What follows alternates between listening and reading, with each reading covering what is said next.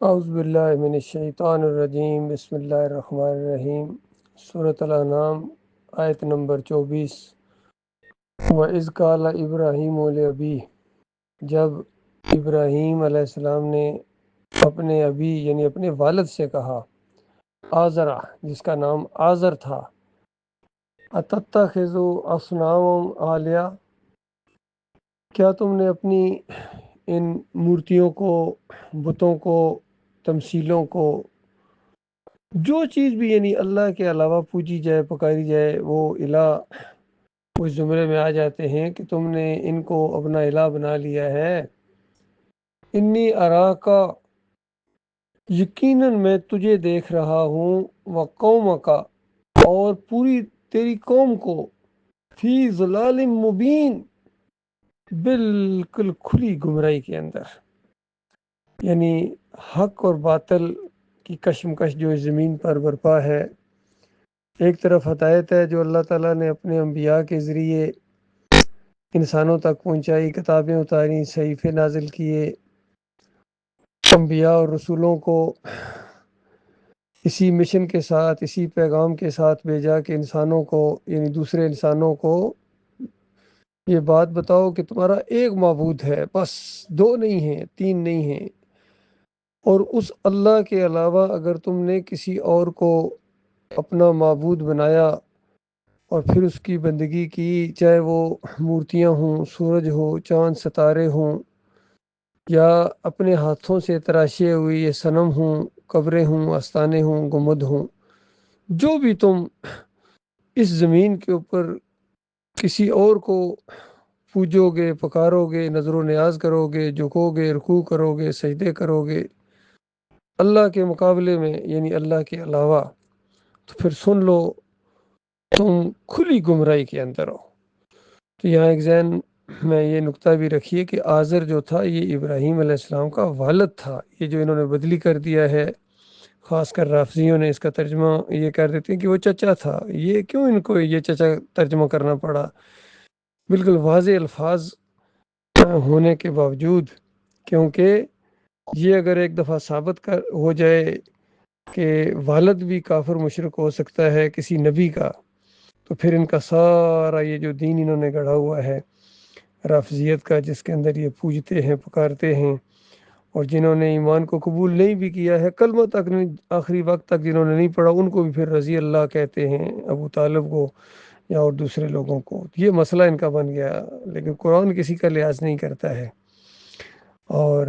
بالکل یہی نقشہ ہے آج ہمارے سامنے۔ عربی مسلمان ہوں یا اجمی مسلمان ہوں، ان کے فرقے ہیں، جو بھی ان کا فرقہ ہے، بریلوی ہوں، دیوبندی ہوں، اہل حدیث ہوں، سلفی ہوں، حنبلی ہوں، یہاں کے سارے گنبد کے پجاری ہیں، قبروں کے پجاری ہیں، اور اپنے اپنے مسلک کے پجاری ہیں، اور دین کو انہوں نے پیشہ بنا لیا ہے۔ اذان دینے کے پیسے یہ لیتے ہیں، ان کے علماء تنخواہیں لیتے ہیں، اندازہ لگائیے، نماز پڑھانے کی تنخواہیں لیتے ہیں، اللہ کے ساتھ مزدوری کرتے ہیں، گویا کاروبار کرتے ہیں، ملازمت کرتے ہیں، یہ بندگی نہیں کرتے ہیں، اور اسی وجہ سے آج ان کے اوپر ذلت اور خواری ہے، اور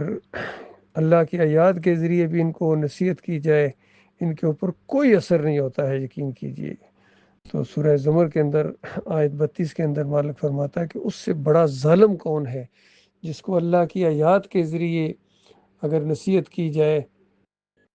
تو پھر بھی وہ بات کو نہیں مانتا ہے، اور پھر اللہ پر جھوٹ کرتے ہیں۔ بہت بڑے ظالم ہیں یہ، اور جب سچائی ان کے سامنے آئے تو اس کی تکذیب کر دیتے ہیں۔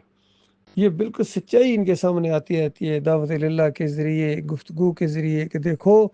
مسلمانوں، تم اسی طرح شرک میں مبتلا ہو گئے ہو جس طرح قوم نوح علیہ السلام شرک میں مبتلا ہوئی تھی، اور اس کو اللہ نے پانی کے اندر ڈبکیاں دیتے کے مارا تھا۔ وہ بھی 5 نیک لوگوں کی پجاری تھی۔ سورہ نوح کے اندر نام آئے ہیں ان کے، ود، سوا، یعوث، یعوق اور نصر۔ ان کو وہ پکارتے تھے، ان کے واسطے وسیلے دیتے تھے، ان کے سامنے جھکتے تھے، ان کی قبروں کے اوپر وہی کچھ کرتے تھے جو آج یہ مسلمان کر رہے ہیں۔ کبھی بھاٹی میں علی جویری کی قبر کا نظارہ کرو، اسلام آباد میں بر امام کی وہاں میلے کو دیکھو، یا محی الدین چشتی کے مزار کو دیکھو، وہاں دیگیں جو چڑھائی جا رہی ہیں، بکرے اور چھترے چڑھائے جا رہے ہیں، اور پکاریں لگائی جا رہی ہیں، اور انسانیت تک یہ منظر پیش کیے جا رہے ہیں کہ جیسے اللہ میاں کی یہاں یہ پورا وہ قبر کا سلسلہ روحانی جو یہ سمجھتے ہیں، ہر جگہ سونے کے دروازے انہوں نے لگائے ہوئے، اندازہ لگائیے مزاروں پر، اور وہاں چڑھاوے چڑھاتے ہیں، وہاں جا کے ماتھے ٹیکتے ہیں۔ تو یہ بہت بڑا ظلم ہے، بہت بڑے شرک ہے، اور ان کی سزا ہمیشہ کی آگ ہے۔ سارے اس کے اندر ملوث ہو گئے کہ ان کی یہ شرک کے رکھوالے بنے ہوئے ہیں اور دنیا کو امن کا پیغام دیتے ہیں شرک کے رکھوالے۔ تو دنیا میں چاہے بڑے سے بڑا تمہیں میڈل دے دیا جائے، نوبل پرائز تمہیں دے دیا جائے، بڑے بڑے رینک اور بڑے بڑے میڈل تمہیں لگا دیے جائیں، لیکن یاد رکھنا اللہ کی نگاہ میں بالکل کچرا ہو اور کچرے کو جلا دیا جاتا ہے۔ اس مرنے کے بعد تمہاری وہ درگت بننے والی ہے، چاہے دنیا میں بڑا تمہارا نام ہو، بڑے بڑے ملکوں کے صدر ہوں، وزیر اعظم ہوں، فیلڈ مارشل ہوں، لیکن دنیا کہ دوسرا اس دنیا میں جیسے ہی قدم رکھو گے تمہاری ساری وردیاں اور تمہارے رینک اتار دیے جائیں گے، اور وہاں تم آگ کے اندر چلے جاؤ گے، وہاں چیخو گے، چلاؤ گے، لانتے بھیجو گے ان کے اوپر جنہوں نے تمہیں اس راستے کے اوپر چڑھایا ہے، اور خاص کر ان علماء نے، ان مولویوں اور پیروں نے جو عدم مچایا ہے، جس نے بھی یہ مسلمانوں کو شرک کا راستہ دکھایا، چاہے واسطے وسیلے کا شرک ہو، سجدہ تعظیمی کا شرک ہو، تعویذ گنڈے کا شرک ہو، یا یہ پکاروں کا شرک ہو، یا علی مدد، یا رسول مدد، یا غوث مدد، کوئی مدد کرنے کے لیے نہیں ان کا آ رہا ہے، نہ ان کے گھوڑے مدد کر رہے ہیں، نہ ان کے تعزیے مدد کر رہے ہیں، ان کے اوپر بمبوں کی بارش ہو رہی ہے اور کلسٹر بم ان کے اوپر گرائے جا رہے ہیں، لیکن ان کے جتنے نقلی داتا دستگیر مشکل کشا حاجت روا تھے پتہ نہیں کدھر غائب ہو گئے ہیں۔ اور پھر کچھ عرصے بعد ایسی جھوٹی کہانیاں محمد زاہد صاحب بھی سنا رہے ہوں گے، اور دوسرے بھی، یہ طاہر القادری صاحب، طارق جمیل صاحب، تبلیغی جماعت والے، ایسی جھوٹے قصے کہانیاں سنا کے پھر مسلمانوں کو اور پوری دنیا کو گمراہ کرتے ہیں۔ اللہ تعالیٰ ان کے فریب سے انسانیت کو بچائے، اور مالک ایمان خالص کے ذریعے انسانوں کو ایمان کا نور ان کے سامنے مالک لائے، تاکہ ان کو اصلی چیز نظر آئے، اور یہ خیر جب بھی آئے گی ایمان کے ذریعے آئے گی، ایمان خالص کے ذریعے آئے گی، توحید کے ذریعے آئے گی، رد شرک کے ذریعے آئے گی، کفر بالطاغوت کے ذریعے آئے گی۔